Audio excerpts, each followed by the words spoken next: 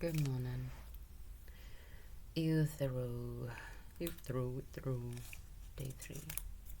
Socrates speaks. Perfect, Euthyphro. Now you give me just the answer that I asked for. Meanwhile, oh well. Whether it is right, I do not know, but obviously you will go on to prove your statement true. Whether it is right, I do not know, but obviously you will go on to prove your statement true. Indeed, I will. Come now, let us scrutinize what we are saying. What is pleasing to the gods, and the man that pleases them, are holy. What is hateful to the gods, and the man they hate, unholy. But the holy and unholy are not the same. The holy is directly opposite to the unholy. Isn't it so? It is. And the matter clearly was well stated. I accepted, Socrates. That was stated. Was it not also stated, Euthyphro, that the gods revolt and differ from each other, and that hatreds come between them? That was stated. Hatred and wrath, my friend, what kind of disagreement will produce them? Look at the matter thus. If you and I were to differ about numbers, on the question which of two was the greater, would a disagreement about that make us angry at each other and make enemies of us? Should we not settle things by calculation, and so come to an agreement quickly on any point like that? Yes, certainly. And similarly, if we differed on a question of greater length or less, we would take a measurement and quickly put an end to the dispute. Just that. And so I fancy we should have recourse to scales and settle any question about a heavier or lighter weight, of course. What sort of thing, then, is it about which we differ, till, unable to arrive at a decision, we might get angry and be enemies to one another? Perhaps you have no answer ready, but listen to me. See if it is not the following: right and wrong, the noble and the base, the good and the bad. Are not these the things about which we differ, till, unable to arrive at a decision, we grow hostile when we do not grow hostile to each other, you and I and everybody else? Yes, Socrates, that is where we differ, on these subjects. There's a song in my head. Shh. What about the gods then, Euthyphro? If indeed they have dissensions, must it not be on these subjects? Quite necessarily. Accordingly, my noble Euthyphro, by your account, some gods take one thing to be right, and others take another, and similarly with the honourable and the base, and good and bad. They would hardly be at variance with each other if they did not differ on these questions, would they? You are right. And what each one of them thinks noble, good, and just is what he loves, and the opposite is what he hates. Whatever you think noble, good, and just is what you love, and the opposite is what you hate. You're in my blood, you're like holy wine. Yes, certainly. But it is the same things, so you say, that some of them think right and others wrong. And through disputing about these, they are at variance and make war on each other. Isn't it so? It is. Accordingly, so it would seem, the same things will be hated by the gods and loved by them, and some things would alike displease and please them. It would seem so. And so, according to this argument, I don't think Euthyphro laughed. That wasn't me acting, that was me unable to breathe for a second. Socrates. And so, according to this argument, the same things, Euthyphro, will be holy and unholy. That may be. In that case, admirable friend, you have not answered what I asked you. I did not ask you to tell me what at once is holy and unholy, but it seems that what is pleasing to the gods is also hateful to them. Thus, Euthyphro, it would not be strange at all if what you now are doing in punishing your father were pleasing to Zeus, but hateful to Cronos and Uranus, and welcome to the god of the underworld with them, but odious to Hera, and if any other of the gods disagree about the matter, satisfactory to some of them and odious to others. But Socrates, my notion is that on this point there is no difference of opinion among the gods. Not one of them but thinks that if a person kills another wrongfully, he ought to pay for it. And what of men?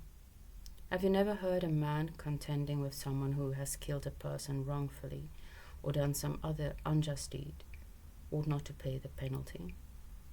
Why, there is never any end to their disputes about these matters.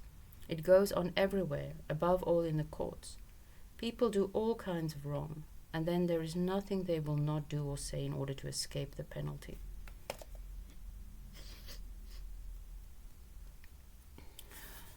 I was thinking about my tendency to reframe everything a lot, because I'm reading The Courage to Be again. Feels completely different. It feels like I've never read it before, and I've probably read it twice.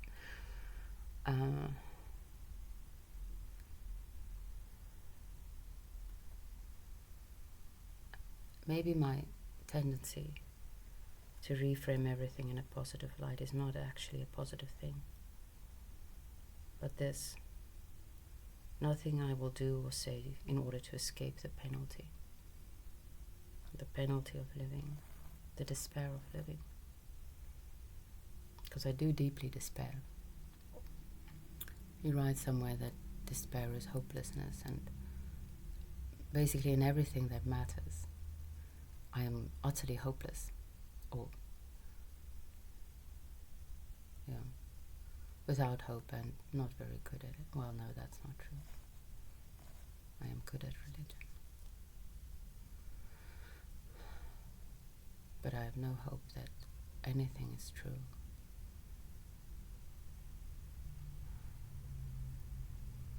And I don't know.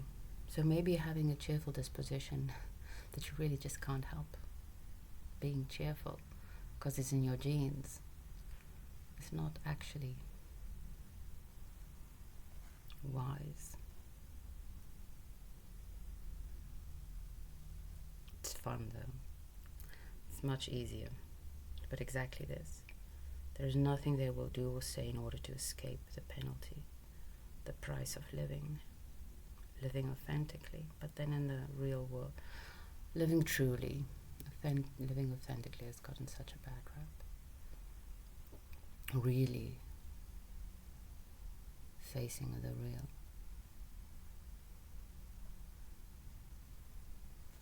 I don't think that anyone could help but fall into despair if you honestly face the real.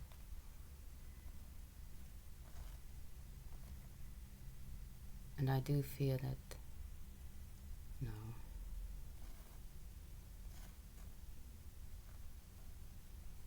I fear that I might give a wrong impression.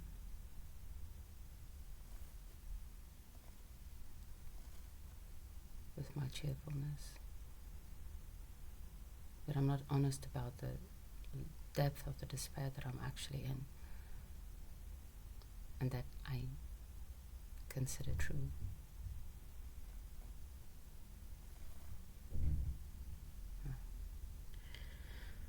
But the things we will do or say in order to escape penalty.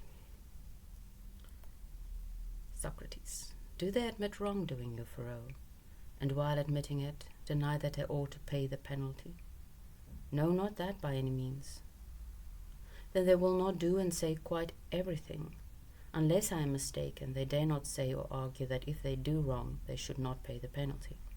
No, I think that they deny wrongdoing. How about it? Euthyphro. It is true. Therefore they do not dispute that anybody who does wrong should pay the penalty. No, the thing that they dispute absolutely is likely to be who is the wrongdoer, what he did, and when. That is true. Socrates. Well then, isn't that precisely what goes on among the gods, if they really do have quarrels about right and wrong, as you say they do? One set will hold that some others do wrong, and the other set deny it. For that other thing, my friend, I take it no one, whether god or man, will dare to say that the wrongdoer should not pay the penalty. You see it in the Troy, the Iliad, the story of Troy. Half the gods are on Troy's side, another half are on the Greek side. The Romans and the Greeks. Yes, Socrates, what you say is true in the main, Socrates. It is the individual act, I fancy, Euthyphro, that the disputants dispute about, both men and gods, if gods ever do dispute. They differ on a certain act. Some hold that it was rightly done, the others that it was wrong. Isn't it so? Yes, certainly. Then come, Euthyphro, teach me as well, and let me grow more wise. What proof have you that all the gods think that your servant died unjustly, your hireling, who, when he had killed a man, was shackled by the master of the victim, and perished, dying because of his shackles before the man who shackled him could learn from the seers what ought to be done with him? What proof have you that for a man like him it is right for a son to prosecute his father, and indict him on the charge of murder? Come on, try to make it clear to me beyond all doubt that under these conditions the gods must all consider this action to be right. If you can adequately prove it to me, I will never cease from praising you for your wisdom. So what came up for me now is like, I'm really curious what played out in the what do you call it? The assembly of the people who make the judgment. I can't remember what it's called. I somehow feel that they must have laughed at this Euthyphro. Like, who the hell is gonna take his case seriously? And so I have this image of him as this man who thinks he is absolutely righteous and alone in the world, suffering because he knows the truth and everyone else is blind. And it's actually quite pitiable, more so than anything else. When people are so sure of themselves, I always deeply feel sorry for them, because there's such cowardice in refusing to consider the fact that you might be wrong. And fear is holding people back from seeing the other side, I think. Maybe it's fear holding me back from committing to any one truth. But Socrates, that very likely would be no small task, although I could indeed make it very clear to you. If he can't make it clear to Socrates, how is he going to make it clear to the assembly of people who make the judges? I understand. You think that I am duller than the judges, see?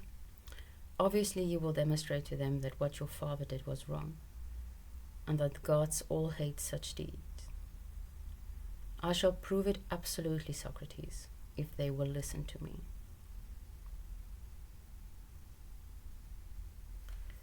I think I'm gonna stop there.